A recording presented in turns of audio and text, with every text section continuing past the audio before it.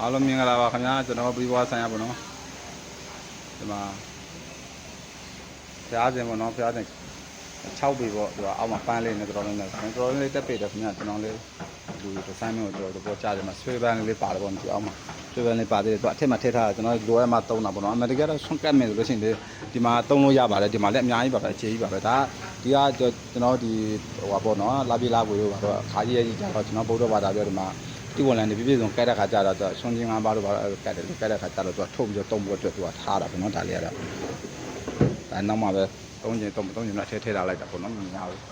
ဒါပေါ်မှာပြည့်စုံပါပြီဒီမှာတော်တော်ကြီးတစ်ထေဟိုနဲ့ပြောပါလို့ဒီကတော့ဒါလုံးဝကျွန်းစစ်လောက်ထားတယ်ကျွန်းအစ်စ်လောက်ထားတယ်ပေါ့နော်ဒါမှမယ်ဆိုလို့ရှိရင်တော့ဒါလေးတွေမှာလို့ရပါတယ်လို့နော်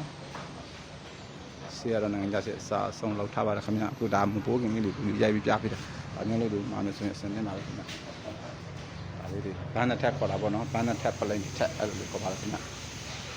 အားလုံးကြည့်ပါမှာမယ်ဆိုရင်တော့သိခေါ်ပါတယ်လို့